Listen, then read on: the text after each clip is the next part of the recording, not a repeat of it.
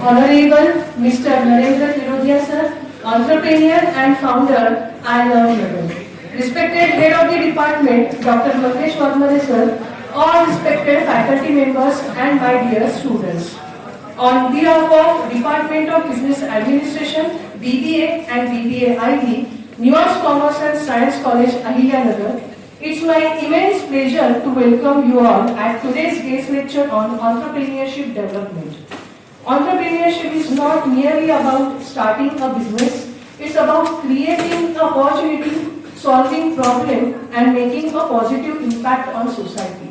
Today's session is a wonderful opportunity for all of us to gain practical insights from a accomplished entrepreneur whose journey is an inspiring to aspiring young minds.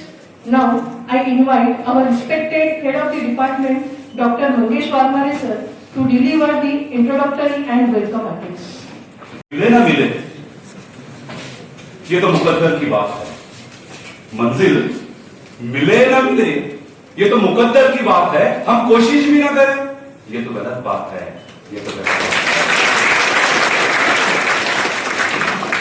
Honorable Chief Guest of today's program,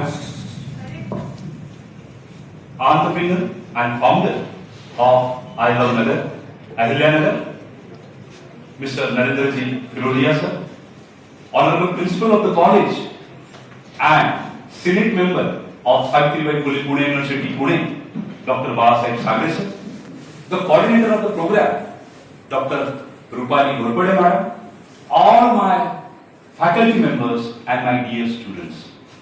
It gives me immense pleasure and honor to welcome such a great personality of Ahilya Nagar, Mr. Narendra Firodia sir. Please give him a round of applause. Unfortunately, on 29th of July, because of one certain emergency, he was not able to make that program. But see the dedication and devotion of this person. He himself called, I am extremely sorry, but on 3rd of August, on 5th August, I would like to come to your college. Sir, thank you very much for this devotion and dedication towards society, towards students, sir. My dear students, as you all are aware, we have organized this program on the topic entrepreneurship development. The main reason behind this is, if you witness the demographic change which has happened in our country, is that around age group of 18 to 30, there are 50 crore students in this India. 30 ते 18 ते 30 वयोगटामध्ये या देशामध्ये 50 कोटी तरुण आहेत. And the sad reality is that out of this 50 crore young generation of India, 42% youths are not having job. They are jobless. And if your basic mathematics is clear, you will come to know that 50 कोटी तरुणांमधून जर 42% तरुण jobless असतील, तर याचा सरळ सरळ अर्थ असा होतो, या देशातल्या 18 ते 30 वयोगटातील 24 कोटी तरुणांना आज जॉब नाहीये. And this is the reality of this current world. एक मध्यंतरी लोकसत्तामध्ये एक लेख वाचलेला होता की तुरुंगातल्या एका कैद्याला फक्त मेंटेन करण्यासाठी त्याच्या शिक्षेच्या संदर्भात प्रशासनाला, जेल प्रशासनाला 500 रुपये खर्च येतो. म्हणजे तो कुठल्याही क्राईमच्या कुठल्याही सिच्युएशनसाठी तुरुंगात आहे, पण केवळ आपल्याकडे लॉज आहेत, तिथं कायद्याचं राज्य आहे, त्याला त्या तुरुंगामध्ये जिवंत ठेवण्यासाठी ते सगळं प्रशासन, सिक्युरिटी सगळ्याचा खर्च जर काढला तर दिवसाला 500 रुपये खर्च येतो. मी तुरुंगाच्या इकडे का बोलतोय? जर तुरुंगातल्या कैद्याला एक दिवसाचा मेंटेन करण्यासाठी 500 रुपये खर्च येत असेल आणि आपल्या देशामध्ये 50 कोटी 18 ते 30 वयोगटातल्या युवकांपैकी 24 कोटी युवक जर बेरोजगार असतील, तर विचार करा, एका तरुणाचा एक दिवसाचा खर्च 500 रुपयापेक्षा जास्त नसतो. त्याला मेंटेन करायचं 2 वेळचं जेवण, ब्रेकफास्ट, चहा, त्याचं पेट्रोल, त्याची गाडी, त्याला जिकडे जायचंय 1000 रुपये तरी खर्च असेल की नाही?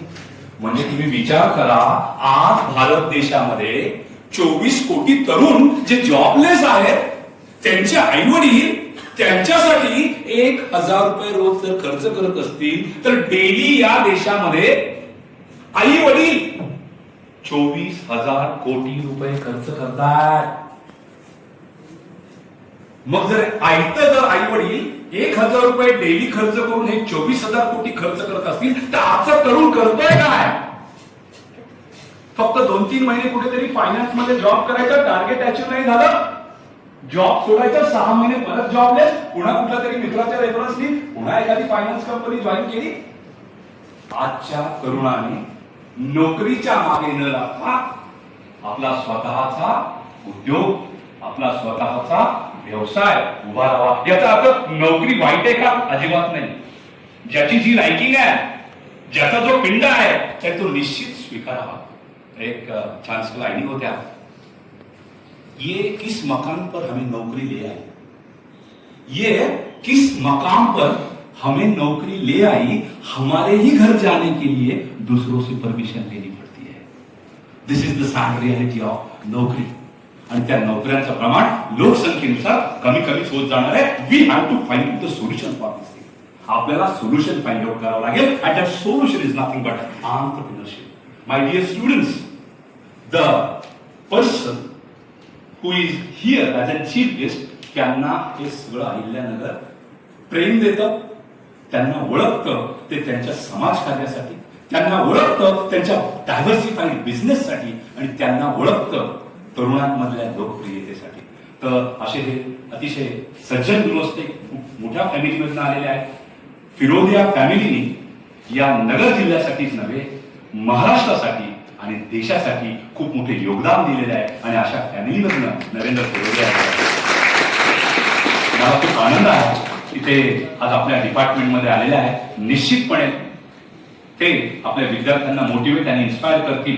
मी त्यांच्याशी चर्चा करत असताना हे सुद्धा म्हटलं, सर आम्हाला फक्त आपल्याकडून इन्स्पिरेशन, मोटिवेशनच नाही, तर आम्हाला आमच्या विभागाला सर तुमच्या बरोबर काम करायचं आहे, तुमच्या बिझनेस ऑर्गनायझेशन बरोबर काम करायचं आहे, आमच्या विद्यार्थ्यांना इंटर्नशिप करायची आहे, आमच्या विद्यार्थ्यांना स्किल्स हवेत. कारण सर बोलत होते की येणाऱ्या काळामध्ये जो स्वतःला अपग्रेड करेल, सिच्युएशन नुसार चेंज करेल आणि लाईफ लॉंग लर्निंग करेल, तोच विद्यार्थी आज टिकू शकतो. आणि मग या लाईफ लर्निंगच्या संदर्भात, लाईफ लॉंग लर्निंगच्या संदर्भात आपल्याला आणि या आमच्या महाविद्यालयाला जर काही करता आलं तर आमच्यासाठी हा दुग्ध शर्करा योग असेल असं मला वाटतं. मी फार बोलणार नाही, कारण मला हे सगळेजण नेहमी ऐकतच असतात. I am overwhelmed with the presence of mister Narendra Firodia. खूप मोठा व्यक्ती आहे म्हणजे ते मी फील करू शकतो नगरकर म्हणून. तुम्ही तरुण आहात, आणखी तुम्हाला माहिती व्हायचं आहे, पण मी या मातीत जन्मलेलो आहे, या मातीत वाढलेलो आहे. माझी शाळा सुद्धा फिरोदिया हायस्कूलच होती. म्हणजे तुम्ही इमॅजिन करू शकता की यांनी शिक्षणापासून, बिझनेसपासून, उद्योगांपासून, social media, mass media communication, digital marketing, automobile industry, सगळ्या क्षेत्रात त्यांनी कॉन्ट्रीब्युट केलेलं आहे. आणि असा वक्ता आपल्याला मिळणं हे आपलं निश्चित भाग्य आहे. मी पुन्हा एकदा आदरणीय श्री नरेंद्रजी फिरोदिया सर यांचे इथं स्वागत करतो. आणि त्यांचा एक ब्लॉग आहे, थिंक ऑफ इट किंवा think about it. Me fan आहे, तुम्ही बघत असाल, मी मागच फॉलोअर आहे त्याचा. म्हणजे आता ते येत आहेत गेस्ट म्हणून नाही, तुम्हाला ते कळत असेल सोशल मीडियाला की कधी फॉलो करताय त्यांना.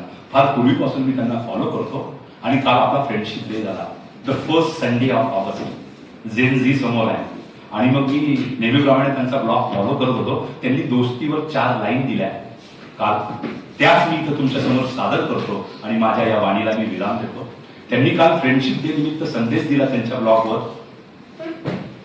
दोस्त वो नहीं होते जो तस्वीरों में दिखते हैं, दोस्त वो नहीं होते जो तस्वीरों में दिखते हैं, दोस्त तो वो होते हैं जो तकलीफों में रहते हैं और तकलीफ के साथ रहते हैं.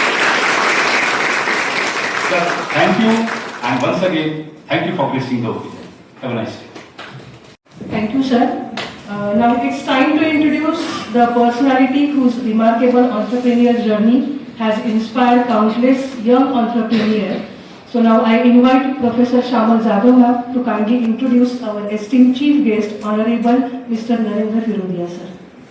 Department, esteemed faculty members, distinguished guests, and my dear students, a very good morning to one and all. It is my great privilege and honor to introduce our distinguished chief guest for today's program, Mr. Narendra Shanti Kumar Firodia, sir. Sir is a visionary entrepreneur, dynamic business leader, angel investor, and philanthropist from Ahilyanagar. As the chairman of the Soham Group, he leads a diversified business enterprise with interest in information technology, media, telecommunication, real estate, hospitality, and electric mobility. Driven by innovation and deep commitment to society, he founded I Love Nagar, India's first city-centric civic engagement platform, connecting citizens with their city through technology. He has also co-founded Startup Ahmednagar, an initiative dedicated to mentoring, supporting, and empowering entrepreneurs from Tier 2 and Tier 3 cities. Beyond his remarkable entrepreneurial journey, Mr. Firodia is equally passionate about social service. Through the Shanti Kumarji Firodia Memorial Foundation and the Nagar Rising Foundation, he has made significant contributions in the field of education, healthcare, youth development, fitness, and community welfare. His outstanding leadership and social impact have earned him several prestigious recognitions, including the Champions of Change Maharashtra Award, the Man of the Year by the Times Group, Lokmat Business Icon, and the esteemed Udyog Ratna Award. Mr. Firodia's inspiring journey reflects the perfect blend of innovation, leadership, entrepreneurship, and social responsibility. His vision continues to inspire young minds to dream big, create opportunities, and contribute meaningfully to society. Sir, it is indeed a privilege to have you with us today. On behalf of our respected principal, sir, respected head of the department, faculty members, and students, I extend a heartfelt welcome to you. Thank you. Respect and gratitude are best expressed by honoring those who guide and inspire us. We shall now begin the felicitation ceremony. May I request our respected principal, Dr. Bahasaheb Salve sir, to felicitate Honorable Mr. Narendra Firodia sir.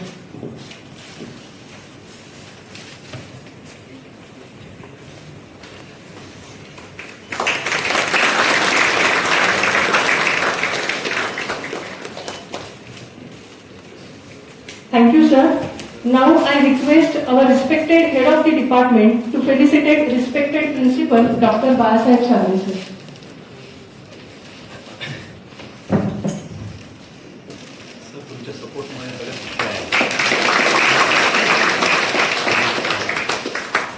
Thank you, sir. Now I request Dr. Sir, respected HOD, Dr. Mangesh Wadmare sir.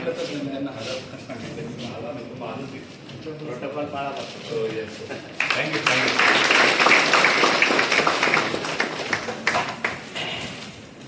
University to deliver the presidential address. Today, the BA department organized lecture on entrepreneurship development, and we have invited here Honorable Narendra Ji Firodia. So, on behalf of the college, I welcome Narendra Firodia sir, who has given his valuable time to his busy schedule. Sir, already we had planned in the last week to invite you on JRD Tata's birth anniversary, but you had some urgent work and you left Nagar that time. That's why we could not invite you on and conduct your program on that day. But we were eager to listen you, and I already talked with Mangesh Wadmare sir. In the next week, you try to plan out these activities, and that's why he planned this lecture today. And to his all busy schedule, you know, Narendra Firodia sir, already Shamal Jadhav has used one word, philanthropist. Means he is a very ideal to all youth, young and dynamic person who has given lot of inspirations to young generation. Hirodaya family is associated with education. Not only education now, but through the name of Narendra Hirodaya, as well as social work and social bindings, and to lead this city towards not only academic progress, but towards a social achievement, towards the progress of the society, ethics, morals, and all that. So, we are very proud of you, sir, because you already given a lot of to this Nagar city. I love Nagar. You know, the title itself suggests that love your city, love your Nagar, and through that he started a lot of activities, through the different activities, through the Nagar club and all that. He gave a lot of to this city. And sir, I would like to tell you that we have implemented national education policy. नवीन राष्ट्रीय शैक्षणिक धोरण आम्ही implement केलेलं आहे आणि या नवीन राष्ट्रीय शैक्षणिक धोरणामध्ये विद्यार्थ्यांना स्किल ओरिएंटेड जॉब, त्यांच्या स्किल डेव्हलप झाल्या पाहिजे, त्याचबरोबर त्यांचा इंडस्ट्रीशी टाइप झाला पाहिजे. कारण पूर्वी असं व्हायचं सर की अभ्यासक्रमामध्ये आणि इंडस्ट्रीमध्ये की प्रचंड गॅप हा असायचा. तुम्हालाही अनुभव आहे की इंडस्ट्रीमध्ये काय लागतं आणि सिलेबस मध्ये काय पाहिजे, what is required in the syllabus. तर याची सांगड आम्ही महाविद्यालयाने घातलेली आहे. Because our college is autonomous आणि या ऑटोनॉमस कॉलेजमुळे इंडस्ट्रीला काय पाहिजे आणि सिलेबस मध्ये काय पाहिजे. आणि म्हणून आमचे वाघमारे सरांसारखे व्यक्तिमत्व की ज्यांनी इंजिनिअरिंग सोडलं, इंजिनिअरिंग ते कदाचित एखाद्या कंपनीमध्ये सीईओ असते, पण आज इथे ते टीचिंग हे पॅशन असल्यामुळे इथे काम करतात. आणि मग त्यांनी हा जो इंडस्ट्रीला काय पाहिजे आणि अभ्यासक्रमात काय पाहिजे याची सांगड व्यवस्थितरित्या घातलेली आहे आणि त्यामुळं आमचा इंडस्ट्रीशी टायअप वाढलेला आहे. दुसरी गोष्ट अशी की सर आम्ही इथे प्लेसमेंट सेल स्थापन केलेला आहे. We have establish placement cell. जवळपास 500 ते 600 विद्यार्थी आमचे दरवर्षी प्लेसमेंट होतात आणि हा प्लेसमेंट सेल आम्ही आणखी स्ट्रॉंग करत आहे आणि त्या संदर्भाने की आपली मदत आम्हाला होणार आहे, की आपला सपोर्ट गायडन्स हे होणार आहे आणि इंडस्ट्रीशी आपण आमचे विद्यार्थी जोडले जावे. खरं तर काय आहे सर, या शहरामध्ये, नगर शहरामध्ये मी तर फक्त या महाविद्यालयाचाच विचार करत नाही तर सगळ्या सिटीचा विचार करतो की आपल्या नगरच्या शहरातल्या मुलांना की रोजगाराच्या संदर्भामध्ये वेळोवेळी संधी उपलब्ध झाल्या पाहिजे. आज आपल्या बाजूला नगर एमआयडीसी आहे, रांजणगाव एमआयडीसी डेव्हलप झालेली आहे, सुपा आहे, पुणे आहे आणि या इंडस्ट्री मधल्या की ज्या रिक्वायरमेंट असतात त्या जर आपल्या शहरातल्या मुलांना कळाल्या तर एक असं पोर्टल जर आपण केलं, पाठीमागे काही अमोल घोलपची वगैरे यांच्याशी इंडस्ट्रीचे काही लोकांशी चर्चा केली की तिथे हा विचार मांडला की एक पोर्टल आपण केलं पाहिजे आणि या पोर्टलवर की ज्या ज्या इंडस्ट्रीच्या रिक्वायरमेंट आहेत तर त्याच्यावर गेलं पाहिजे आणि या मुलांना ते जॉब्स दिले पाहिजे आणि कसे जॉब मिळाले पाहिजे. आणि आजकाल काय होतं सर की या मुलांना स्किल जे आहे तर ते होत नाहीये. म्हणून आम्ही काही उन्नती फाउंडेशन, त्याचबरोबर बजाज फिंजर आणि अशा काही कंपन्यांच्या द्वारे की मुलांच्या मध्ये सॉफ्ट स्किल, पर्सनॅलिटी डेव्हलपमेंट यासारखे कोर्सेस आम्ही रन करतो आणि या मुलांच्या मध्ये how to develop their personality, how to develop their abilities, interaction skills and we are continuously taking efforts for that. आम्ही सातत्यानं हा प्रयत्न करत आहोत की काय गरज आहे आणि त्यानुसार विद्यार्थ्यांना कसं बनवायचं आहे. या महाविद्यालयाने सर अनेक क्षेत्रामध्ये काम केलेलं आहे. आम्ही नॅटला 1++ चे रिसिपंट आहोत. महाराष्ट्रातलं 1 नंबरचं हे महाविद्यालय आहे आणि भारतामध्ये 4 नंबरचं आहे. त्याचबरोबर NIRF रँकिंग मध्ये सुद्धा बिटवीन 200 and 250 मध्ये आमचं रँकिंग आहे. आणि पुण्यामध्ये आपण पाहतो, आपण नाव इतर कॉलेजची घेतो, परंतु पुण्याच्या बरोबरीनच हे महाविद्यालय आज लीड करत आहे.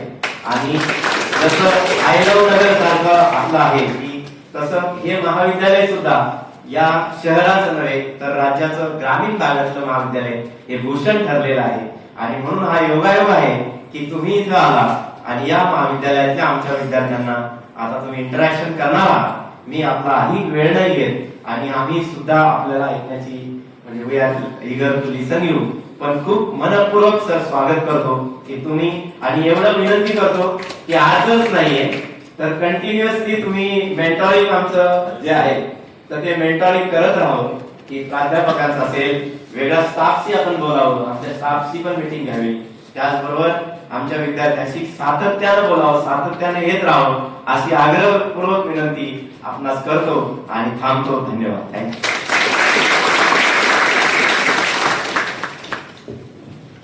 Thank you, sir.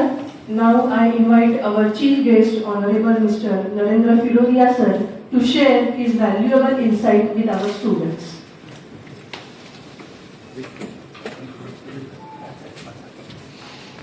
नमस्कार. Good morning.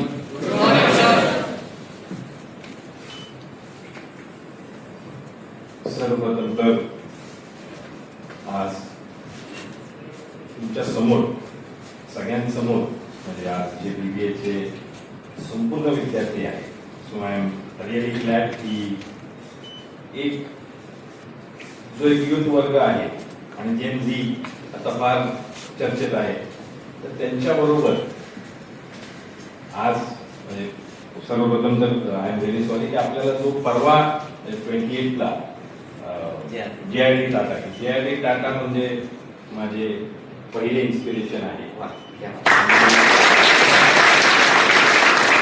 JID टाटांच्या वाढदिवसानिमित्त आपण तो सेशन ठेवला होता. अनफॉर्च्युनेटली काही कारणाने मला पुण्यात जावं लागलं आणि आपण आज ते शिफ्ट केलं. तर सर्वप्रथम तर JID टाटा म्हणजे वन ऑफ द मोस्ट, सर्वात जास्त काय आहे टाटा ग्रुप. आज आपण एंटरप्रेन्योरशिप डेव्हलपमेंट वर बोलणार आहोत किंवा मला टॉपिक दिलेला एंटरप्रेन्योरशिप डेव्हलपमेंट. पण तसं पाहिलं तर एंटरप्रेन्योरशिप ही म्हणजे आपण असं म्हणतो की तुम्ही जर भारतात काही वर्ष मागे गेलो, काही मी म्हणतो तुम्ही इंडिपेंडन्स किंवा प्री इंडिपेंडन्स किती एंटरप्रेन्योर फार मोजके. आपला शेती प्रधान देश आहे, तर सगळ्यांचा बॅकग्राऊंड ऑलमोस्ट 99% शेती आहे. आणि त्यानंतर हळूहळू डेव्हलपमेंट झाली आणि एंटरप्रेन्योर जनरल. आज या हॉलमध्ये किती मुलं किंवा मुली आहे की ज्यांचं स्वतःचं बिझनेस आहे घरचं, प्लीज आठवण करा की ज्यांचं ऑलरेडी स्वतः घरचं बिझनेस आहे. ठीक आहे. किती लोकांना स्वतःचा बिझनेस सुरू करायचा आहे?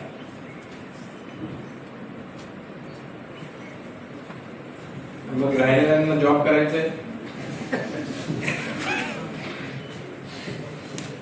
मला असं वाटतं की एंटरप्रेन्योर ही कॅटेगरी म्हणजे मी सरांनी आता सांगितलं आणि सर्वप्रथम तर प्रिन्सिपल सरांचं, सगळे सरांचं, वाटणाऱ्या सरांना मी, कारण स्टुडंट्स नाहीतर मग बोर होऊन जा, तर सरांनी ती एनर्जी तुमच्यासाठी ठेवल्या. तर त्यांच्याबरोबर चर्चा करताना हेच लक्षात आलं की किंवा सरांच्या जेव्हा सांगितलं की आज बरेचसे लोकांकडे जॉब नाही आहे, पण इथं मॅक्सिमम लोकांना जॉब करायचे. सो कॉन्ट्रडिक्शन आहे, पण मला असं वाटतं की चुकीचं नाही. मी स्वतःच्या बॅकग्राऊंडून आलोय, तर माझे पंजोबा कुंदनजी फिरोदिया म्हणजे ज्यांचं नाव, ते आमच्या जैन समाजाचे पहिले वकील होते आणि त्यावेळेस वकिलांना भाऊसाहेब ही पदवी होती म्हणून त्यांना भाऊसाहेब फिरोदिया असं संबोधित करायचे. त्यांच्या नावाने आज भाऊसाहेब फिरोदिया हायस्कूल आहे. ते एक वकील होते. तसं पाहिलं तर एंटरप्रेन्योरशिपचं काही घेणं देणं नाही. ते एक स्वातंत्र्य सेनानी होते, फ्रीडम फायटर होते. He was a staunch Gandhian. म्हणजे गांधीयन विचाराचा आज सुद्धा आम्ही त्या तितकंच प्रभाव आमच्या संपूर्ण म्हणजे 5वी जनरेशन असलो तरी तितकंच प्रभाव आहे. सो एंटरप्रेन्योरशिप नव्हती. तसं पाहिलं म्हणजे आपण बरेच वेळा विचार करू शकतो तर देशातले मोठे मोठे तुम्ही नाव घ्या. धीरुभाई अंबानी एंटरप्रेन्योरचा बॅकग्राऊंड नव्हता. ते स्वतः फार मोठ्या एंटरप्रेन्योरचा बॅकग्राऊंड नव्हतं. तुम्ही असे कित्येक नाव काढू शकता. सो सर्वप्रथम तर मनातून ही भीती काढून टाका की माझ्या घरी किंवा आमच्या स्वतःचा काही बिझनेस नाही किंवा माझे वडील माझी आई तर एंटरप्रेन्योर नाही तर मी एंटरप्रेन्योर म्हणू शकेल. हा फर्स्ट आणि फॉरमोस्ट रूल आहे. जर तुम्हाला एंटरप्रेन्योर बनायचं आहे तर सर्वात पहिले स्वतःकडे किंवा स्वतःच एक हे पाहिजे की मी एंटरप्रेन्योर बनणार आहे. आता तुमच्यापैकी किती लोक मला इंस्टाग्रामवर फॉलो करतात? तर माझ्या बायो मध्ये फर्स्ट लाईन काय लिहिलेली कोणाला माहिती? आपलं एक बायो असतं की माझा जो मी इन्फॉर्मेशन दिली त्याची फर्स्ट लाईन काय आहे कोणाला माहिती आहे? फर्स्ट लाईन लिहिलेला आहे social entrepreneur. So social entrepreneur म्हणजे काय हे बरेच लोकांनी मला विचारलं. कारण सोशल आणि एंटरप्रेन्योर दोन वेगळी गोष्ट आहे. पण मला असं वाटतं की सोशल एंटरप्रेन्योर म्हणजे जो एक इम्पॅक्टफुल काम करू शकतो आणि तुमच्या बिझनेसच्या माध्यमातून किंवा तुमच्या कुठल्याही माध्यमातून तुम्ही काय इम्पॅक्ट देऊ शकता हे जास्त महत्त्वाचं आहे. त्याच्यामुळे मला वाटतं मी स्वतःला सोशल एंटरप्रेन्योर असं माझी फर्स्ट लाईन टाकली.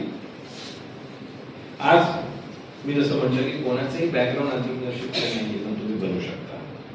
त्यासाठी काय पाहिजे? मला वाटतं एंटरप्रेन्योर बनण्यासाठी सर्वात महत्त्वाचं कुठलंही काम करण्यासाठी तुम्हाला जर उद्या जॉब सुद्धा करायचा आहे, तुम्हाला एक प्रोफेशनल बनायचं आहे, काही करायचं तर एक गोष्ट सर्वात इम्पॉर्टंट आहे ती म्हणजे माइंडसेट. तुमचा जर माइंडसेट चुकीचा आहे,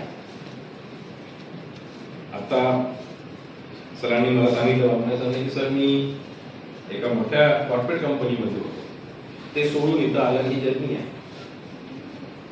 त्यांनी मला सांगितलं की स्पायडरमॅन मध्ये असं एक वर्ड आहे की love your work and every day is Sunday.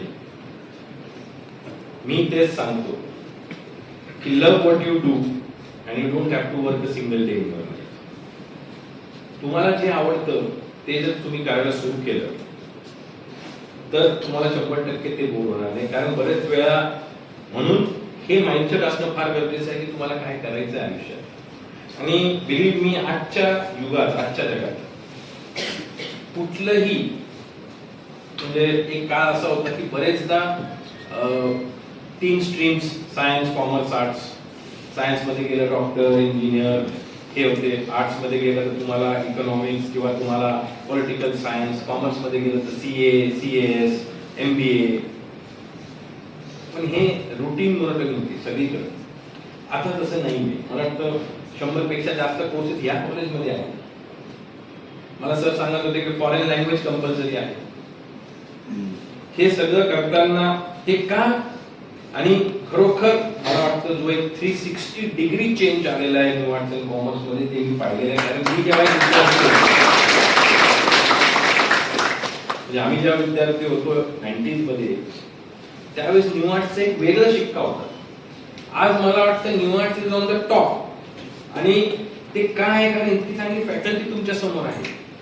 आज जी तळतळ किंवा तळमळ सरांची होती की सर आम्हाला तुम्ही आमच्या मुलांना हे द्या. युजली कॉलेजला काय ठीक आहे चला मुलं आले शिकली ती एक फॉर्मॅट आहे. पण दोघं सरांची इतकी इच्छा होती की सर काही करून आपण काहीतरी एक आमच्या मुलांसाठी हे केलं. सो आपण त्याच्यावर बोलू. पण मला असं वाटतं सर्वात महत्त्वाचं आपण आज एंटरप्रेन्योरशिप बद्दल बोलतोय तर सर्वात एक आहे की माइंडसेट. पॉझिटिव्ह माइंडसेटने सुरू करा. एक मला असं वाटतं की आपण जेव्हाही काहीतरी एक विचार करतो तुमच्या मनात एक कुठलं तरी असं की मला हे बनायचंय, मला हे करायचंय. ज्यांना जॉब करायचे त्यांचं फिक्स असतं की ठीक आहे मला 9 to 5 हे जॉब करायचंय. ज्यांना स्वतःचं स्टार्टअप स्वतःची कंपनी किंवा वडिलांची कंपनी चालवायची आहे, फॅमिलीची कंपनी चालवायची आहे, दोन्ही ठिकाणी वेगळं माइंडसेट लागणार. एक ओनर माइंडसेट वेगळं असतं, एक वर्कर किंवा एक वर्किंग माइंडसेट वेगळं असतं. पण जर as a owner if you keep a working mindset and as a worker if you keep a owner mindset both will succeed. कारण ज्यापर्यंत तुम्ही स्वतःला त्या कंपनीला, तुम्ही ज्या कंपनीत किंवा ज्या ऑर्गनायझेशनमध्ये काम करताय, स्वतःची कंपनी म्हणून नाही काम करत, आपण कुठलीच कंपनीकडे जाणार. आपण जे आहे टाटाबद्दल बोलतो, आपण टाटा ग्रुप बद्दल बोलतो. Tata group was the first to start. म्हणजे जेव्हा पीपीएफ किंवा पीएफ हा विषय नव्हता, अर्ली 1900 मध्ये त्यांनी नागपूरच्या त्यांच्या मिलमध्ये प्रॉव्हिडंट फंड सारखा एक फंड सुरू केलं. आणि ही गोष्ट तुम्हाला लक्षात येईल की देवर अहेड ऑफ टाइम. सो मला असं वाटतं की कुठल्याही ऑर्गनायझेशन स्वतःच्या लोकांचं तितकी काळजी घेते तर तिथल्या सर्व लोकांनी तितकंच काळजी ऑर्गनायझेशनची घेतली पाहिजे. आता आपण आज जर एंटरप्रेन्योरशिप डेव्हलपमेंट म्हणतोय की चला आपल्याला एक जर्नी करायची आहे, ही सुरुवात आहे. तुम्ही वाटतं 3rd इयर मध्ये आहात यावर्षी आणि 1-2 वर्षात तुम्हाला कुठला ना कुठला निर्णय घेऊन आयुष्यामध्ये पुढे जायचं आहे.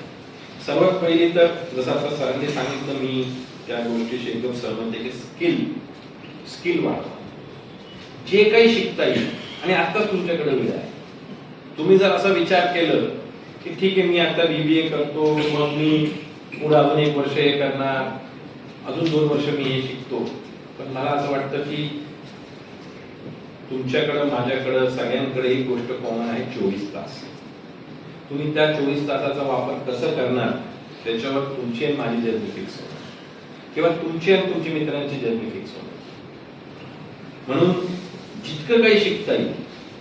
आणि आज फार सोपं झालंय, आज कुठेही जायची गरज नाही. तुमच्याकडे सगळ्यांकडे एक स्मार्टफोन आहे, त्याचा सदुपयोग करा. मला असं वाटतं इंस्टाग्रामची रील्स, व्हिडिओज हे आयुष्यभर राहणार आहे. पण त्याच्यात जर आता टाइम वेस्ट केलं तर पुढच्या आयुष्यात मला वाटतं की इंस्टाग्रामची रील्स पाहण्यातच आपलं आयुष्य घालावं लागेल, किंवा ते डेटा रिचार्ज करण्यासाठी आपल्याला अडचण येईल, असं माझं म्हणणं आहे. त्याच्यामुळे आजच्या घडीला स्केल अप करा. आज आपण म्हणजे तुमची डिग्री एक मिळून जाईल, पुढं काय. आज सर म्हटले की आम्ही फॉरेन लँग्वेज शिकवतो, फार गरजेचं आहे. कारण कधी बिझनेस करताना आता मॅक्सिमम ऑपॉर्च्युनिटीज इंडियाच्या बाहेर आहे. इम्पोर्ट एक्सपोर्ट मध्ये आहे, तो कोर्स आहे आपल्या कॉलेजमध्ये. इंटरनॅशनल बिझनेसचा कोर्स आहे, ते शिका. मला असं वाटतं की जेव्हा तुम्ही फॉरेन लँग्वेज शिकता, तुमचा माइंडसेट, तुमचं माइंड अजून फास्ट काम करतो. कारण आज इथं बसलेल्यांना मला असं वाटतं एक फिक्स आहे की you know English, Hindi, Marathi हे 3 सगळ्यांना येते. If you learn 4th language त्याचं ॲडन ॲडव्हान्टेज, अजून एक ॲडव्हान्टेज आहे तुम्हाला. अजून एक स्वतःची जी असं, जसं मी मारवाडी बोलतो, मला ती 4थी लँग्वेज येते, ती तुम्हाला येत असेल, पण अजून एक आपण लँग्वेज शिकतो तर 5वी येईल. आणि that is a very big skill. So मला वाटतं की नेव्हर स्टॉप लर्निंग. आज AI हा एक फार मोठा शब्द आहे. सगळीकडे AI सगळ्यांना आहे. बरेच लोकांना मला विचारलं की AIचं तुम्हाला काय वाटतं, पुढे काय होईल. आणि मी त्याच्यावर हेच बनवली होती की AI will not take your job, but the person knowing AI will take your job. म्हणजे तुम्ही जर AI नाही शिकले तर तुम्ही 100% तुमचा जॉब धोक्यात आहे. जो शिकला तो पुढे जाईल, त्याच्यामुळे शिका.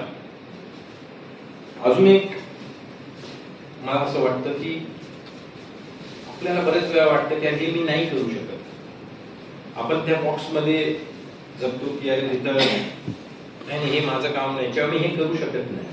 माझ्या फॅमिलीचं बॅकग्राऊंड मी सांगितलं, कोणीही एंटरप्रेन्योर नव्हतं. माझे आजोबा एंटरप्रेन्योर होते. माझे आजोबा हे स्वातंत्र्य सेनानी होतेच, पण त्यांना बँकिंग क्षेत्रात जास्त हे होतं. तर आज तुमच्यापैकी माहिती किती लोकांना माहिती की ADCC जी बँक आहे, अहमदनगर डिस्ट्रिक्ट सेंटर, जी स्टेशन रोडवर आहे, जी आज आशिया खंडातली सर्वात मोठी कोऑपरेटिव्ह बँक आहे, तिची स्थापना माझ्या आजोबांनी केली होती. सो त्यांना बँकिंग आणि इन्व्हेस्टमेंटमध्ये स्पेशल हे होतं. म्हणजे त्या काळी 1960s मध्ये ते स्टॉक मार्केटमध्ये इन्व्हेस्ट करायचे. त्यावेळेस लोक असायचे की यार तुम्ही ते काय पेपर घेऊन बसले त्याची काय व्हॅल्यू होणार आहे. After 2 generations and almost 70 years we are reaping the fruits. So मला असं वाटतं एक लॉंग टर्म विजन आणि मी हे नाही करू शकत यातून पहिली बाहेर निघ. त्यानंतर म्हणजे माझ्या आजोबाचे जे मोठे भाऊ होते नवलमलजी फिरोदिया की ज्यांनी ऑटो रिक्षाचं निर्माण केलं. कारण त्यांनी ते कलकत्ताला गेले होते तिथे ते हँड पुलिंग रिक्षा होते जे माणसं खेचायचे. त्यांना लक्षात आलं की इंडिया वाढणार आहे. तेही त्यांचा क्वालिफिकेशन ते एक वकील होते. तर म्हणजे तसं पाहिलं तर कोणी एंटरप्रेन्योर नव्हते.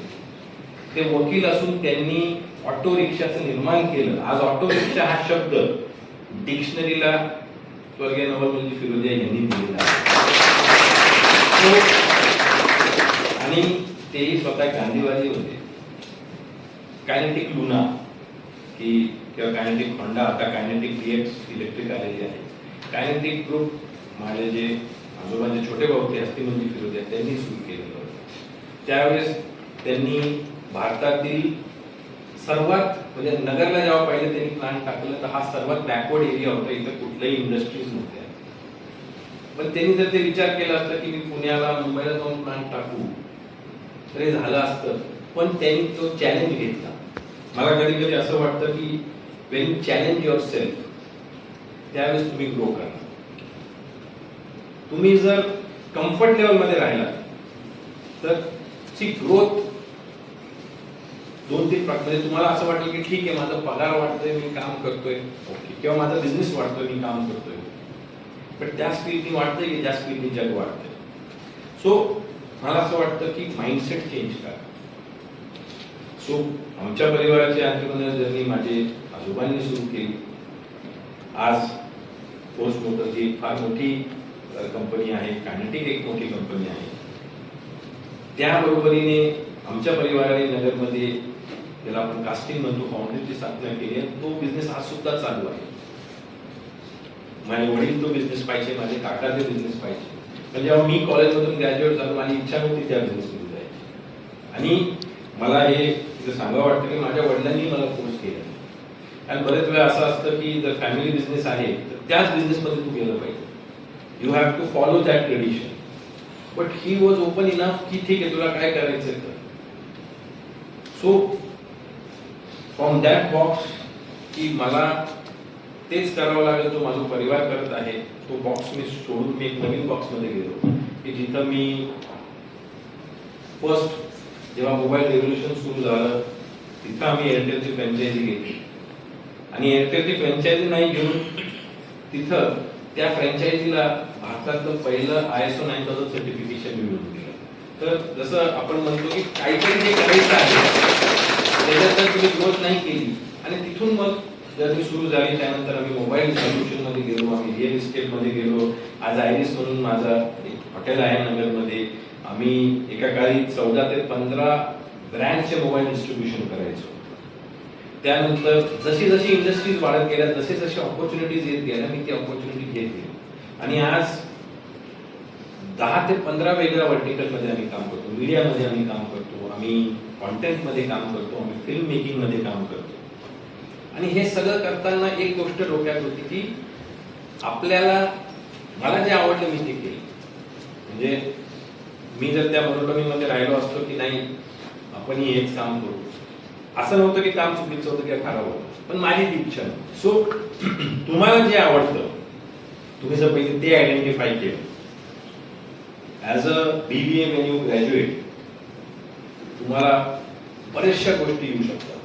आणि असं गरजेचं नाही की BBA आहे म्हणून मी फक्त ऍडमिनिस्ट्रेशन मध्ये जाऊ शकतो किंवा मी BBA आहे म्हणून मला फक्त मी फायनान्स केलं तर फायनान्स मध्ये जाऊ. सरांनी डबल इंजिनिअरिंग केलेलं सर मला सांगितलं. सो फायनान्स वाल्यांनी आणि मी जसं म्हटलं आज सगळं ऑनलाईन आहे. तुम्ही फायनान्स शिकला थोडी मार्केटिंगचं एरिया मार्केटिंग शिकला HRचं घ्या HR शिकला थोडंसं. कारण एंड ऑफ द डे जे तुम्हाला करायचं आहे इट इज नॉट म्हणजे मला असं वाटतं की फिक्स कुठलीही गोष्ट नाही. सो एक म्हणजे माझ्यासाठी सर्वात महत्वाचं म्हणजे मी लिहून ठेवलं की failure is the tuition fees. की जेव्हा तुम्ही फेल होणार, एक तर ती भीती काढून टाका फेल व्हायची सर्वात. मी आता सरांना सांगत होतो की मला बरेच लोक सांगतात तुम्हाला काय, तुम्ही एंटरप्रेन्योर आहात, तुम्हाला तुमच्या फॅमिलीकडे पैसा आहे, तुमच्या फॅमिली बॅकग्राऊंड आहे, तुम्हाला बेस होतं म्हणून तुम्ही काही करू शकता. पण तसं नसतं. शेवटी पैसा परत कमवू शकता तुम्ही. फेलियर जेव्हा एखादं होतो ना, that really hits you. Economically पेक्षा सायकोलॉजिकली जास्त त्रास होतो. बट मला सांगायला आनंद आहे की मी बरेच वेळा फेल झालेलो आहे, पण त्या फेलियर मधून एक तर शिकलो की परत हे नाही करायचं की आपण फेल होऊ, किंवा त्या फेलियर मधून आम्ही पिवट केलं की चला आपण इथून निघू. सो लेट्सअप आमचा एक प्लॅटफॉर्म आहे आणि लेट्सअपची सुरुवात फार मजेशीर आहे की नवीन मध्ये एक आंतरप्रेन्योर होता त्यांनी हा लेट्सअप व्हॉट्सअपवर मॅगझिन सुरू केली की तुम्हाला व्हॉट्सअपवर आम्ही दिवसातून 10 मेसेज पाठवतो. जेव्हा माझ्याकडे इन्व्हेस्टमेंटसाठी आला तेव्हा त्याच्याकडे 2 लाख कस्टमर्स होते. आम्ही तो स्केल केलं 30 लाख कस्टमर्स. त्या 30 लाख कस्टमर्सना रोजचे 10 मेसेज जायचे, म्हणजे 3 कोटी मेसेज रोज जायचे. ओव्हरऑल 30 कोटी इंटू 3 कोटी इंटू 30 झाले 100 कोटी महिन्याला. वर्षाला 1200 कोटी मेसेज. हे पैसे नाहीये, इतके मिळाले असते तर फार मोठं काम झालं असतं. पण त्याला एक रात्रात व्हॉट्सअपनी लक्षात आलं की हे मल्टिपल आपण ज्याला म्हणतो बल्क मेसेजिंग मध्ये आहे आणि कमर्शियल त्यांनी बंद करून टाकलं. सो पण नंतर एक लक्षात आलं आपण एक ब्रँड बिल्ड केलेला आहे. त्या ब्रँडसाठी काय करू शकतो आम्ही, हळूहळू त्याला पिवट केला. आज आम्ही we are the leading Marathi news media platform of Maharashtra. हे सांगायला आनंद होतो कारण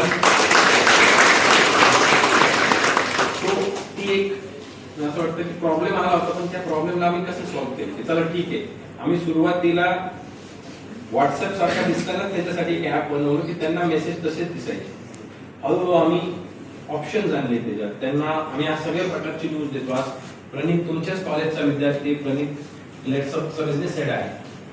आज आमच्याकडे संपूर्ण महाराष्ट्रात म्हणजे आता त्यातून मला सांगायला आवडतं की मोठे मोठे लीडर सुद्धा लेट्सअपला कोट करतात की हे लेट्सअपवर आलं आहे.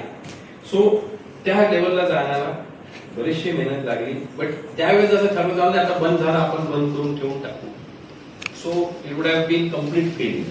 सो नेहमी मला असं वाटतं की गिव्ह अ लास्ट ट्राय, आणि कधी कधी तो लास्ट ट्रायच तुम्हाला पुढे घेऊन जातो. सो एक छोटीशी स्टोरी आहे की जपानमध्ये एक कंपनी होती की ते चॉक, आपण जो खडू आहे खडू बनवायचे. पण बरेच वेळा असं झालं की काही एम्प्टी बॉक्सेस मार्केटमध्ये जायचे आणि एम्प्टी बॉक्सेस मार्केटमध्ये गेल्यानंतर लक्षात आलं की यावेळी त्या बॉक्समध्ये खडूच नाही. आता जॅपनीज लोक आहेत त्यांच्याकडे फार टेक्नॉलॉजी असतात. त्यांनी बरेचसे मोठे मोठे कंपन्यांना बोलवलं की आम्हाला काहीतरी टेक्नॉलॉजी द्या की ज्यांनी आम्ही हे माहिती करू शकतो की हा बॉक्स खाली आहे का भरलेला आहे. काही लोकांनी म्हटलं वजन करा, हे करा. पण जिथं इतकं प्रोडक्शन आहे ते कसं करायचं. त्याचा जो मेन इंजिनियर होता त्याची एक 10 वर्षाची मुलगी होती आणि त्यांनी त्याला एक सिंपल सोल्युशन दिलं की त्यांची जी फायनल लाईन होती तिथे एक पंखा लावून टाका ज्याचं स्पीड चांगला आहे की जो खाली बॉक्स आहे तो उडून जाईल अँड जो भरलेला बॉक्स आहे तो नाही जाणार. So this was a simple solution, पण त्यांना त्याचा आन्सर मिळाला. सो असं आपण कधी कधी फार टेक्निकली विचार करायला जातो की मशीन लावू हे लावू, पण त्याचा आन्सर इतकंच होतं. सो कधी कधी मी जसं म्हटलं की सिंपल सोल्युशन्स फार महत्वाचं आहे आणि छोटे सिंपल सोल्युशन महत्वाचं आहे. आज आपण जेव्हा म्हणजे मी कसं मी म्हणतो की मी फेल झालेलो आहे, पण जेव्हा फेल झालो तेव्हा बरेच असतात. आता 2010 मध्ये आम्ही ईव्ही विकायला सुरू केलं होतं. 2010 म्हणजे आजपेक्षा 16 वर्ष मागं, जेव्हा ईव्ही लोकांना माहिती नव्हतं. आणि हिरो होंडा आणि हिरो आणि अल्ट्रा एक रशियन कंपनी होती, त्यांच्यावर ट्राय करून नॉर्मल बॅटरीचं ईव्ही इलेक्ट्रॉनिक व्हेकल आणलं होतं. त्यावेळेस लोकांना इलेक्ट्रिक माहित नव्हतं. आम्ही त्या बिझनेसमध्ये उतरलो. 1 वर्ष काम केलं. हिरो नास्ट्राचं कोलॅबोरेशन तुटलं, ती कंपनी बंद झाली. पण त्यातून एक शिकायला मिळालं की आम्ही एक अर्ली हे होतं की ईव्हीचं हे कसं आहे. आम्ही परत 2018ला परत ईव्ही मध्ये, जेव्हा आता ईव्हीचं ट्रेंड आता फुल सुरू झाला आहे. पण जसं मी म्हटलं की प्रत्येक ह्याची एक कॉस्ट असते. त्यावेळेस जे आम्ही शिकलो होतो की कस्टमर माइंडसेट कसं असतं, त्यावेळेसची टेक्नॉलॉजी फार जुनी होती, आता फार हायटेक आहे. सो त्यावेळेस मला असं वाटतं जे काही आपण शिकतो तो कधीच वेस्ट जाणार नाही. त्याच्यामुळे जे काही शिकायला मिळेल, म्हणून लँग्वेज तुम्ही शिकला 100% त्याचा फायदा आहे. तुम्हाला आज बरेच वेळा असं काही शिकायला मिळेल. म्हणून तुमचं सर्वात महत्वाचं एक लक्षात घ्या, तुम्हाला काय आवडतं ते नक्की शिका. मला असं वाटतं की एक जेव्हा आता मी जेव्हा विचारलं की तुमच्यापैकी कोणाकोणाला स्वतःचा बिझनेस चालू करायचं, प्लीज हात वर करा. कोणाकोणाला स्वतःचा बिझनेस म्हणजे स्टार्टअप चालू करायचं. इथं कोणी आहे की ज्याला स्वतःची काय आयडिया आहे, काय आयडिया आहे, म्हणजे कशावर स्टार्टअप सुरू करायचं. लक्षात घ्या, त्याची आवड तिथं आहे. त्याच्यामुळे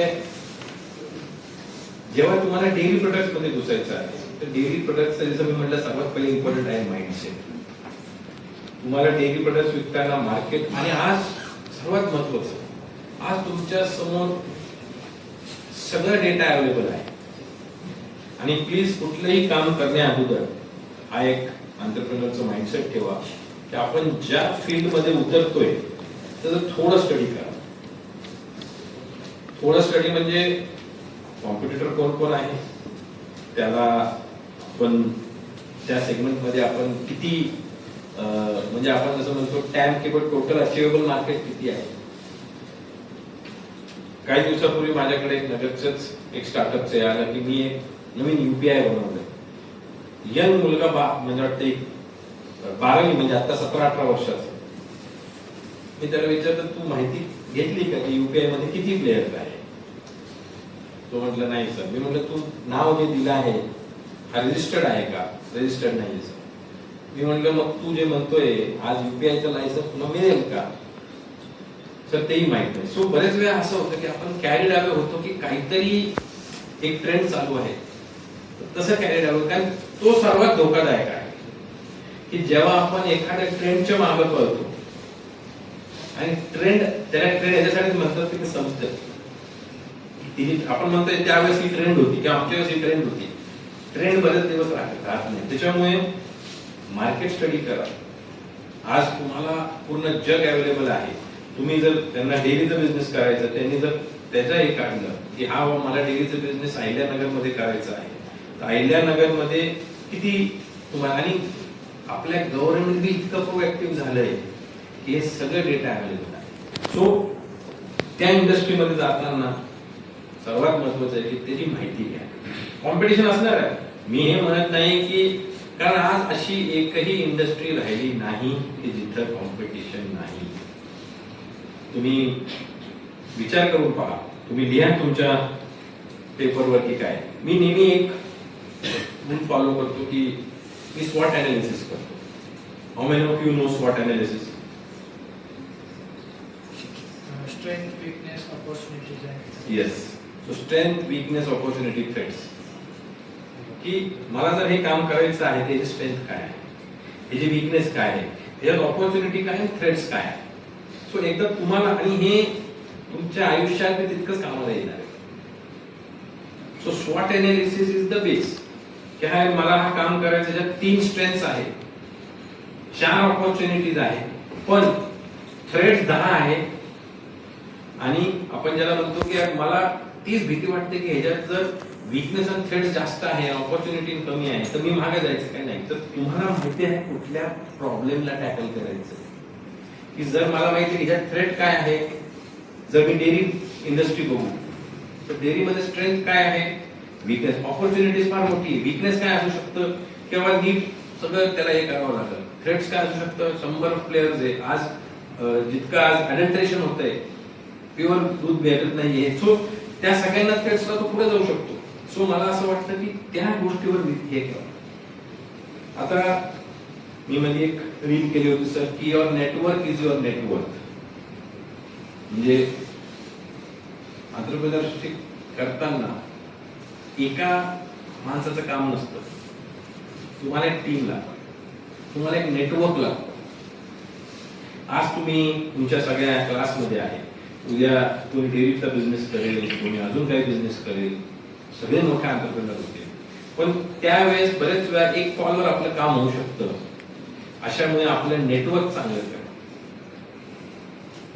सगळ्यांना म्हणजे आपण असं म्हणतो की मित्र किंवा मी यांना ओळखतो किंवा मी ह्याला ओळखतो, मी हिला ओळखतो.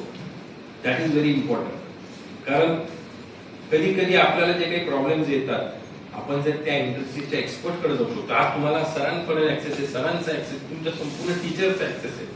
बरेच वेळा आपल्याला समजत नाही. सो मला असं वाटतं की सर्वात इम्पॉर्टंट आहे की एक नेटवर्क असणं. तो नेटवर्क तुम्हाला तुमच्या पुढच्या आयुष्यात फार महत्वाचा असणार. चांगले मित्र बनवा, चांगले मेंटॉर निवडा. आपण ज्या फील्डमध्ये जातोय, मी आता एक स्टार्टअपला इन्व्हेस्ट केलं आहे. तो स्टार्टअप फायनान्शियल हेल्थसाठी आहे, म्हणजे तुम्हाला स्टॉक मार्केटचं हे शिकवण्यासाठी. तर आम्ही ऑलरेडी पिच केलं. तर आमचे जे कॉम्पिटिटर्स आहेत आम्ही त्यांनाही पिच केलं. त्यांनीही म्हणजे बरेच वेळा आपल्याला वाटतं आपण मोठे मोठे फाउंडर्सचे नाव ऐकतो, तेही रेडी होते की ठीक आहे तुम्ही या, आपण चर्चा करू, बघू तुम्ही काय करताय, आम्ही काय करतो.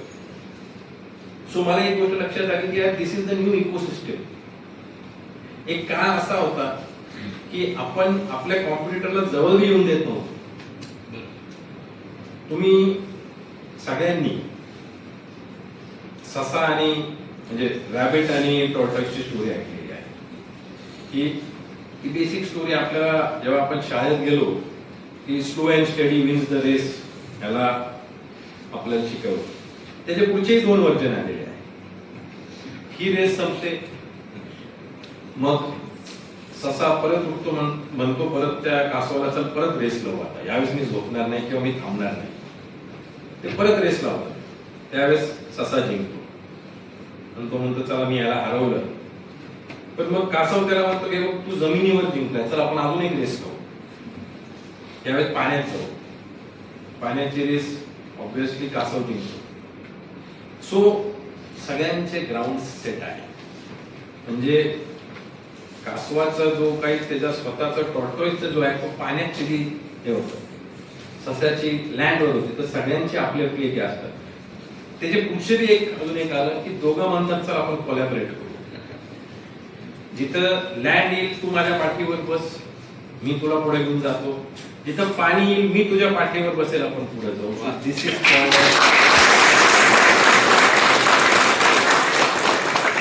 याला म्हणतात की आज पॉझिटिव्हली जर तुम्ही कोलॅबोरेट केलं, तुमचं नेटवर्क चांगलं, तर दोघांची विन विन सिच्युएशन झाली सगळ्या एन्व्हायरमेंटमध्ये.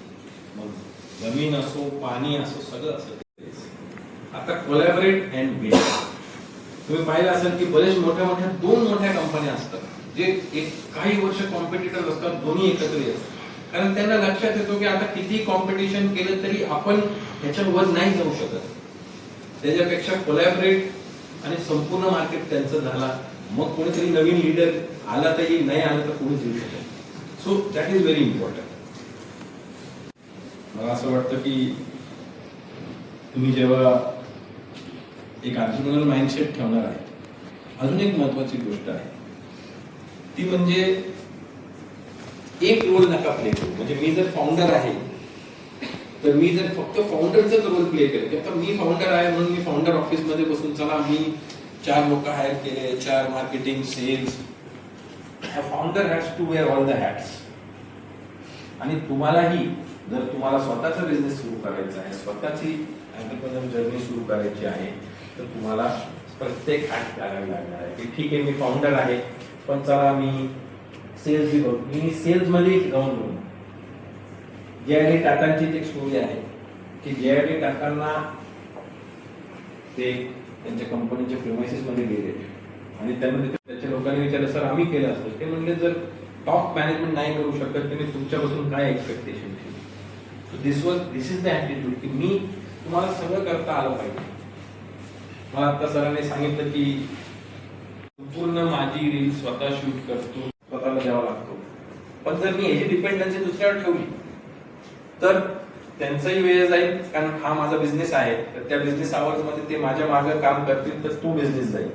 आणि माझ्या स्वतःच कारण सो मला असं वाटतं की एक फाउंडर किंवा एंटरप्रेन्योर सगळं शिकावं लागणार आहे. मला आता एडिटिंग येतो, हळूहळू ग्राफिक्स मी शिकतोय, पोस्ट कसं करायचं ती माझी टीम मला कधी कधी शिकवते.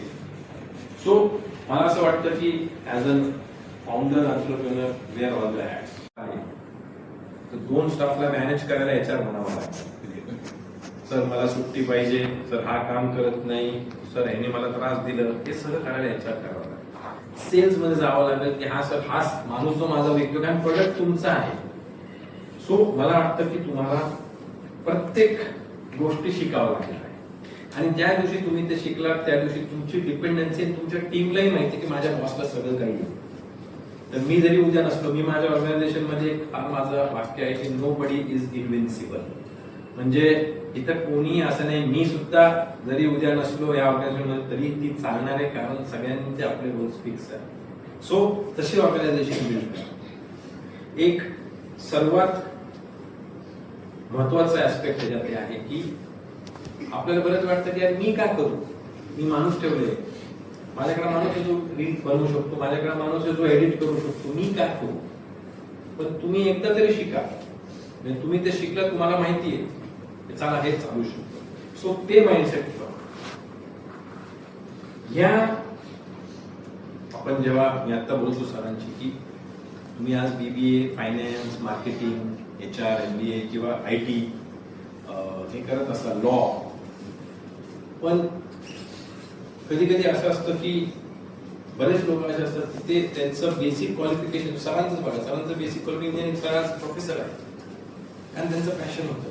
सो पुढच्या ह्याच्यामध्ये आज सर्वात मोठी संधी म्हणजे मी परत परत सांगतो, कॉन्टेंट फार मोठी संधी. तुम्ही पहा सगळे फायनान्शियल इन्फ्लुएन्सर्स, सगळे टीचर्स, सगळे मोठे आपण जसं म्हणतो की आज फिजिक्स वाला, मला वाटतं 20,000 कोटीची आज नेटवर्क म्हणजे मार्केट कॅप आहे.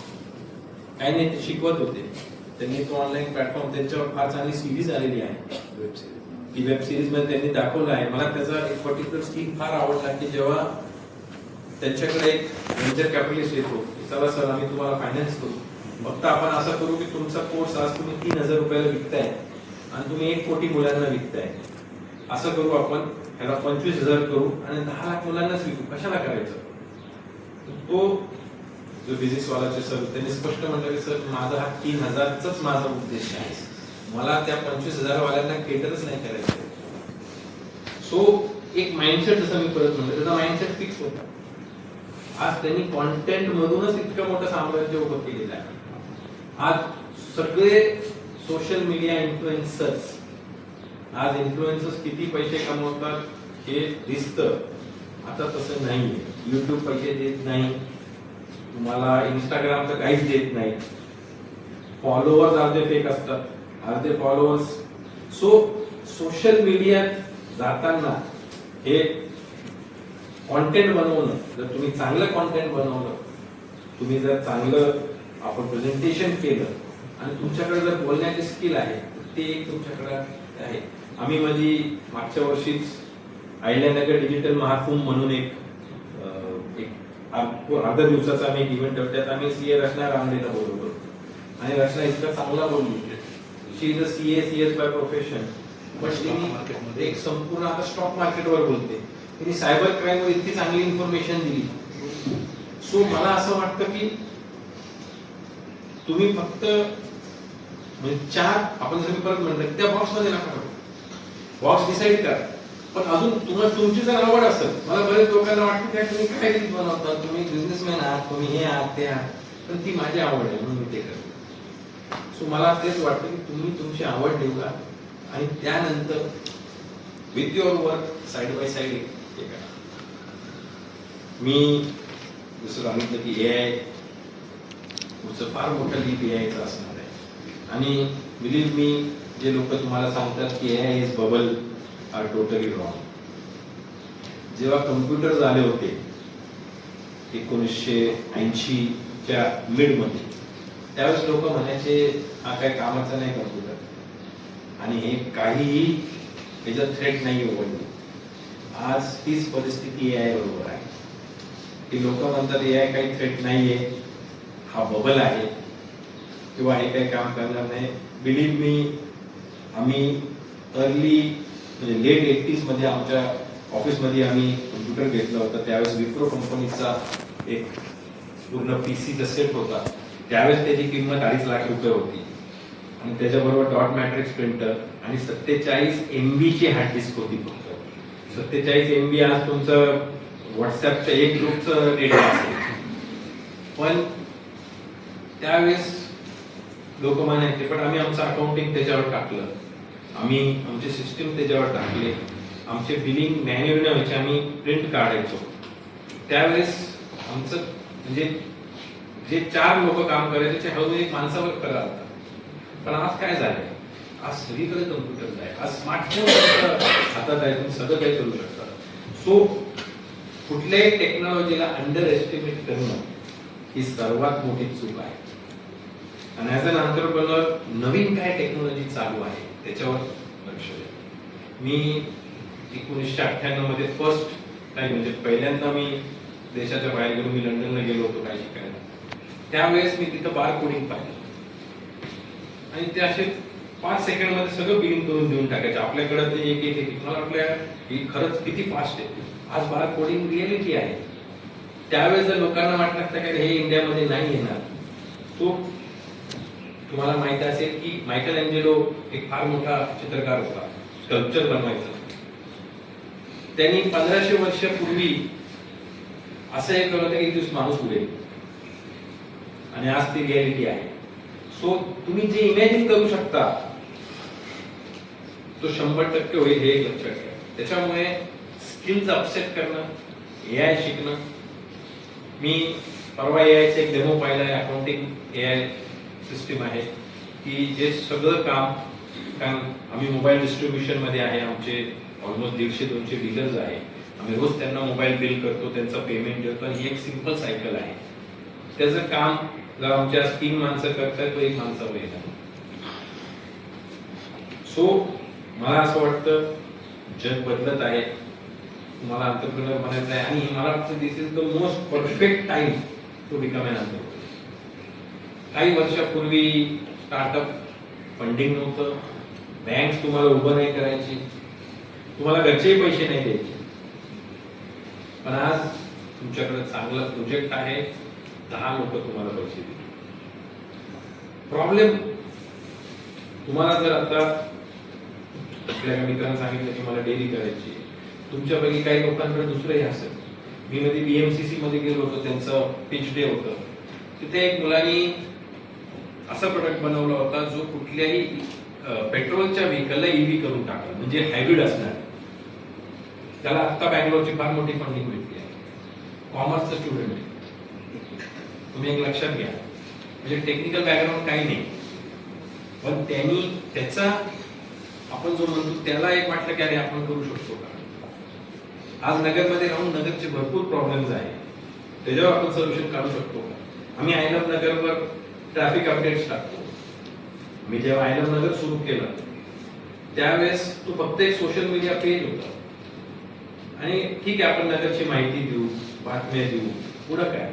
मी त्याच्यावर सिविक इश्यू सुरू केलं की आज माहिती नाही मला तुमच्यापैकी कित्यांना माहिती आहे की तुम्ही जिथं राहता जर तिथंची एखादी लाईट बंद आहे, पाणी येत नाही, कुत्र्यांचा त्रास आहे, रस्ता चांगला नाही, तुम्ही आमच्या आय लव्ह नगरच्या पेजवर टाका. आमच्याकडे सिविक इश्यू म्हणून एक ऑप्शन आहे, आमच्याकडे एक फुल फ्लेज टीम आहे वॉर्ड वाईज, तिथे त्या तुमच्या नगरसेवकापर्यंत पोहोचवते. नगरसेवकही त्याच्यात आता इंटरेस्ट घेत आहे आणि तुमचा प्रॉब्लेम सॉल्व्ह करतो. हा एक फार छोटा प्रॉब्लेम सोल्युशन होता. प्रॉब्लेम काय होता की लोकांना वाटतं मी कोणाकडे जाऊ, तर सोल्युशन आम्ही त्यांना दिलं. सो असे बरेचसे तुमच्या एरियामध्ये मुद्दे असते किंवा आहे 1 रुपी पर किलोमीटर, व्हेरी सिंपल. सो इथून पुन्हा 100 रुपये. आज मला वाटतं बसमध्ये 350-400 रुपये लागतात. सो एक लक्षात घ्या की जिथं मोठे मोठे प्लेयर्स आपण तिथे जाऊ शकत नाही असला भाग नाही आहे. फक्त तिचं म्हणतं मार्केट स्टडी करा. पेंट इंडस्ट्री, एका काळी फक्त Asian paints was the master. अजून 2-4 ब्रँड होते, नेरो सॅच्युरेटेड आणली असती, त्यात 3 मोठे प्लेयर, एक संपूर्ण नवा प्लेयर. परत मला असं वाटतं की त्यांनी ती गॅप पाहिलेली आहे, ती गॅप आयडेंटिफाय करा.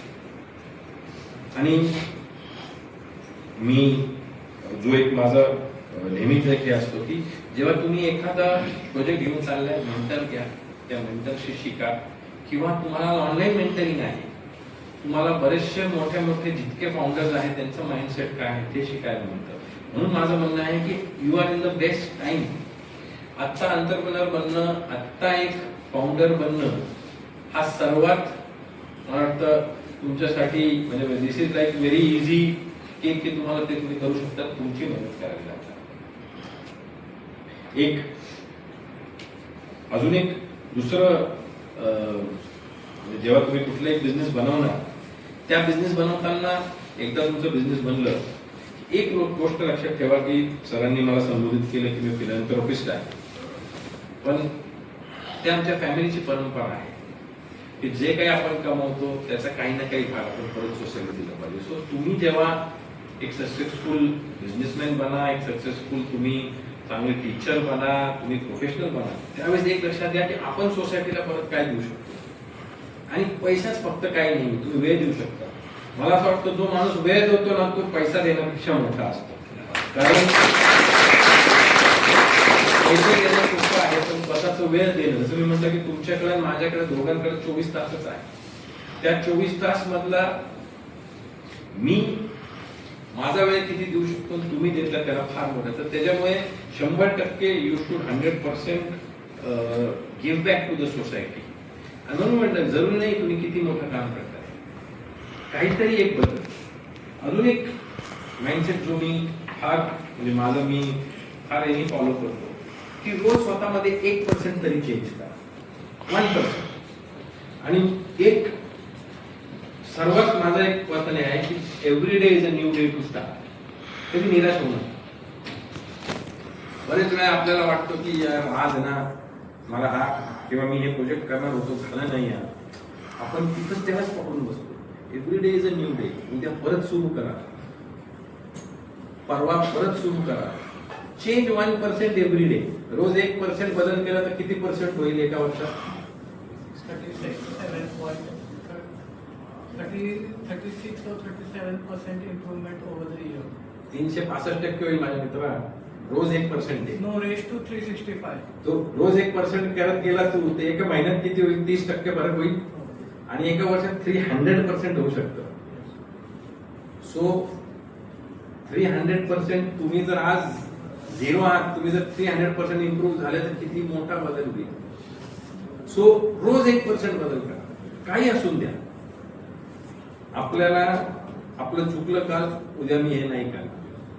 आपल्याला मोबाईलची ऍडिक्शनची सवय लागली आहे. चला आज मी माझा मोबाईल लॉक करून ठेवून टाकतो की मी आज 10 मिनिटाचे जास्त. रोज एक बदल करा. आणि रोज सर्वात महत्वाचं तुम्हाला पण एंटरप्रेन्योर बनायचं आहे. मी हे फॉलो करतो की मी रुटीन मध्ये राहत नाही. तुम्ही जर रुटीन मध्ये असलात, सकाळी उठायचं तसंच तसंच तसंच तसंच जर तुमचे रोज दिवस चालणार असेल तर मग यू कॅनॉट डू एनिथिंग. रोज चेंज करा, आठवड्याला काही ना काही चेंज करा. या अर्थाला आता मी आहे ना आज आणि मी जसं म्हटलं स्किल, तुमच्यापैकी ज्यांना ज्यांना पुस्तक वाचायचा छंद आहे किंवा जे वाचू शकतात, रोज 10 पेज वाचा, एका दिवशी 15 वाचा, काही फरक नाही. That is also a big change. आज आपल्याला नेटफ्लिक्स, अमेझॉन सगळे जे आहे हरकत नाही आहे, एंटरटेनमेंट पाहिजे, पण त्याच्यात चांगलं चांगलं डॉक्युमेंटरीज आहे. ती डॉक्युमेंटरीज पहा. तुम्हाला तुमचं स्किल, मला सर्वात जास्त आवडतात बायोग्राफीज. आणि कारण त्याच्यातून ना एक तर तुम्हाला शिकायला मिळतं, तुम्हाला लक्षात येतं की हा त्या माणसाने प्रॉब्लेम कसं सॉल्व्ह केलं होतं. सो कशाचा उपयोग आपण कसं करू. आपल्याकडे मोबाईल आहे, आपण या मोबाईल मध्ये काही करू शकतो. फोटोग्राफीचा शौक असेल, मला फोटोग्राफीचा फार शौक आहे. मला सर्वात जास्त मून शॉट्स काढायला आवडतं की जेव्हा फुल मून किंवा असतो, मी माझ्या मॅक्सिमम याच्यावर मूनचे असतात. मला असं वाटतं जे आवडतं ना ते करा. तुम्ही जर दुसऱ्यांच्या याच्यावर हे करणार असाल, त्या तो फोटोग्राफी करताल, मी फोटोग्राफी करतो, की मी फोटोग्राफी करतो नाही. पण जर तुम्हाला फोटोग्राफी नाही आवडत, तुम्हाला म्युझिक क्रिएशन आवडतं, म्युझिक क्रिएट करा. आज सुनो म्हणून एक ऍप आहे, माहित आहे तुमच्यापैकी किती लोकांनी तो एक्सप्लोर केला आहे. 5 मिनिटात सर गाणं म्हणतो. म्हणजे हळूहळू म्युझिक डायरेक्टर लागणार हे ह्याची मला भीती वाटते. आणि रिअल गाणं बनवतो सर. तुम्ही त्याला सांगा मेल व्हॉइस फिमेल व्हॉइस पाहिजे, मी हे एक्सप्लोर करत बसतो कधी ना कधी. मी आहे भरपूर टूल्स एक्सप्लोर करतो. सो मला असं वाटतं की रोज 1% चेंज नक्की करा तुम्ही. किंवा तुम्हाला बरेच वेळा आपल्याला असं वाटतं की मी जसं म्हटलं ना की निराश होऊ नका. Tomorrow is again a new day. परत सुरू करा आणि परत कामाला लागा. And if you keep this mindset, म्हणजे असं जर आपण पाहिलं की आज सर्वात जगातलं सर्वात मोस्ट वेल्थिएस्ट पर्सन कोण आहे आज सर्वात जास्त वर्ल्डचा सर्वात वेल्थिएस्ट पर्सन कोण आहे? Elon Musk. Elon Musk trillionaire आहे. ती कॅटेगरीज नाही अजूनपर्यंत, दुसरं त्याच्या जवळ कोणी नाही आहे. पण इलॉन मस्क स्वतः 5 ते 6 वेळा बँकरप्ट होणार होता. म्हणजे तो पूर्ण 0 बँक बॅलन्स झाला होता, त्याने परत सुरू केलं. आणि एलॉन मस्कची एक खासियत आहे की एलॉन मस्क म्हणजे तो त्याच्या टीमला, जर तो त्याच्या टीमकडे जातो की ठीक आहे आपल्याला स्पेस एक्स लॉन्च करायचं किती दिवसात, जर त्यांनी सांगितलं 3 महिने तर तो म्हणतो 30 दिवस. झालं तर ठीक आहे, तर करून टाक. सो तो माइंडसेट पाहिजे की फास्ट पाहिजे. 1 वर्षात तर मी मूनवर जाऊन तुम्हाला घेऊन जाईल, पण जर तोच काम आपण 30 दिवसात केलं. सो माइंडसेट हे सर्वात महत्वाचं पडत आहे. मला वाटतं की मी बरेचसे पॉइंट्स कव्हर केलेले आहेत आणि मे बी एंटरप्रेन्योरशिप बरोबर अजूनही मी काही याला कव्हर केलं आहे. पण मी पुन्हा एकदा आपल्या सगळ्यांना, मी सरांनाही सांगितलं की जेव्हा जेव्हा आपल्याला वाटेल आपण 100% कुठल्याही गोष्टीसाठी मी सर अवेलेबल आहे, आपण असेच डिस्कशन ठेवू शकतो. याच्यानंतर सुद्धा की मी सरांना सांगितलं तर एक 10 मुलांची जर बॅच असेल की ज्यांना मला पर्सनली भेटायचं आहे, त्यांच्याकडे जर काही बिझनेस आयडिया आहे, बिझनेस हे आहे, आय एम ओके. आपण 100% 1-to-1 कॉफीवर भेटून त्याच्यावर बोलू शकतो आणि चर्चा करू शकतो. कारण मला असं वाटतं की म्हणजे अहिल्यानगर आज आपल्याकडे सर्वात मोठी ऑपॉर्च्युनिटी आहे. कारण जिथं काहीच नाही ना तिथंच काहीतरी होऊ शकतं. आणि आज आपल्याकडे भरपूर काही आलेलं आहे. लोकांना आम्हाला एक काय वाटायचं की काहीच होत नाही, आता सगळं काही आहे, तर त्याच्यामुळे आपल्याला फक्त अजून एक स्टेप वर जायचं. सो तुम्हाला सगळ्यांना एकदा शुभेच्छा. तुम्ही मला वाटतं 3rd इयर मध्ये आहात, चांगलं शिका, जसं म्हटलं अपस्किल करा, अजून काय करता येईल ते करा. तुम्हाला कोणाला इंटर्नशिप करायची, मी सरांना म्हटलंय की आमच्या ऑर्गनायझेशन मध्ये आम्ही 100% तुम्हाला संधी देऊ. तुम्हाला माझ्याबरोबर काम करायचं ती संधी आपण 100% देऊ. कारण मला असं वाटतं की नवीन मुलांकडून शिकण्यासारखं जास्त असतं. असं मी तुम्हाला त्या जास्तीत दिलं की ते 10 वर्षाच्या मुलीने एक सोल्युशन देऊन टाकलं. किंवा आता अजून एक हे होतं की इस्रायल आज सर्वात AI मध्ये इस्रायल सर्वात पुढे आहे. ऍग्रिकल्चर मध्ये इस्रायल सर्वात पुढे आहे. इरिगेशन मध्ये इस्रायल सर्वात पुढे आहे. इस्रायल मॅपवर पहा तुम्हाला इतकंच दिसतं. इस्रायलमध्ये एक खासियत आहे की जेव्हा त्यांना एखादी नॅशनल प्रॉब्लेम येतो, म्हणजे सोपं आहे की तर आज नगरमध्ये एक प्रॉब्लेम आहे मोकाट कुत्र्याचा की फार कुत्रे झाले, काय करायचं, तर ते हा क्वेश्चन त्यांच्या संपूर्ण युनिव्हर्सिटीमध्ये देतात मुलांना आणि त्यांच्याकडून सोल्युशन मागवतात. आणि त्यांचं असं म्हणणं आहे की त्यांना सर्वात बेस्ट सोल्युशन विद्यार्थ्यांकडून मिळालेलं आहे. सो मला वाटतं ते आपणही फॉलो करू शकतो ना. आज आपल्या नगरमध्ये भरपूर प्रॉब्लेम्स आहे, रस्ते, पाणी, लाईट हे होत राहील, होणार सुद्धा. आणि तो परत एक वेगळा डिबेट आहे पॉलिटिकल. पण मला असं वाटतं की छोटे छोटे अजून प्रॉब्लेम असू शकतात, आपण त्याला सॉल्व्ह करू शकतो. आम्ही अहिल्यानगरवर कोड रेडिंग टाकलेलं आहे की जिथं जर काही आपत्कालीन हे असेल, हा रस्ता बंद आहे, तो रस्ता बंद आहे, आम्ही तो पहिलीच टाकतो की you can plan a bet. So मला असं वाटतं छोटी छोटी गोष्ट आहे पण याला सोल्युशन. सो ज्यांना इंटरेस्ट असेल आपण 100% सर एक छोटी बॅच बनवू, त्यांच्याशी इंटरॅक्ट करू. त्यांना तुमचं ऑलरेडी सेल आहे, प्लेसमेंट सेल्स आमच्या ऑर्गनायझेशनमध्ये, कारण आम्ही आता मल्टिपल वर्टिकल्समध्ये काम करतो. सो आम्ही फिल्म मेकिंगमध्ये काम करतो, आम्ही EV आहे, आम्ही हॉस्पिटॅलिटी आहे, मीडिया आहे, डिझायनिंग आहे. So, जिथं जिथं आम्ही ऑब्झर्व करू शकतो मी 100% सगळ्या स्टुडंटसाठी ही ओपन संधी आहे.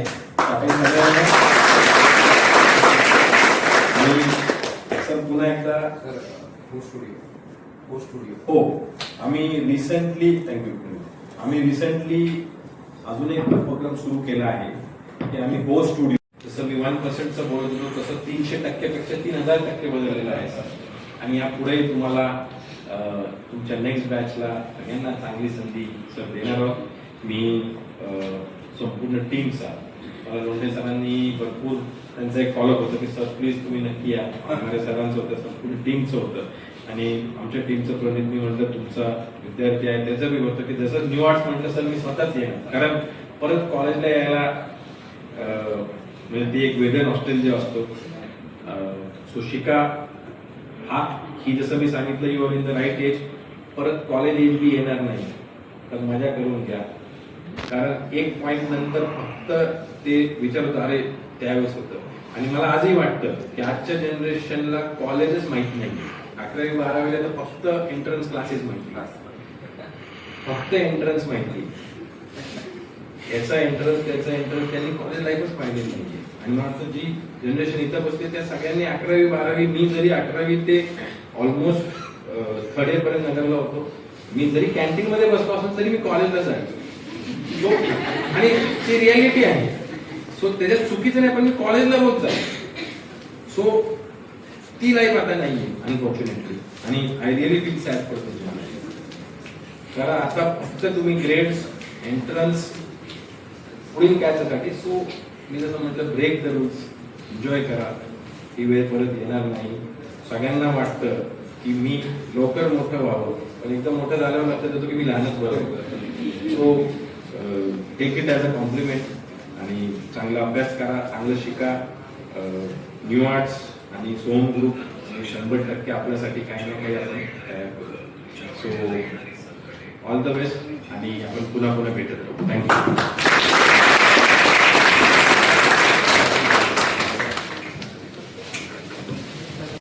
On behalf of BBA and BBA IT department, we sincerely thank you for your sharing of previous time and wisdom with us. Now, we come to the conclusion of today's inspiring session. It's time to express our heartfelt gratitude to everyone who made this program a grand success. Now, I request Dr. Anita Petkar ma'am to propose the vote of thanks. To believe in the power of innovation and entrepreneurship. We are truly grateful for your valuable time and enlightening guidance. I extend my sincere gratitude to our respected principal, Dr. Balasaheb Sandre sir, for his encouragement, visionary leadership, and support in organizing academic and career-oriented programs for our students. Sir, your guidance always motivates us to strive for excellence. I also my sincere thanks to our respected head of the department, Dr. Mangesh Wagmare sir, who continuous support and encouragement made today's program a grand success. Thank you, sir, for always inspiring us to organize meaningful learning experiences. I also thank all the respected faculty members. A special word of appreciation goes to all our dear students. Your enthusiastic participation. With this, we conclude today's guest lecture. Thank you so much. राहून गेली आमचं प्रणित इथे प्रणितचा सत्कार करायचा विसरला. Sir आपलं college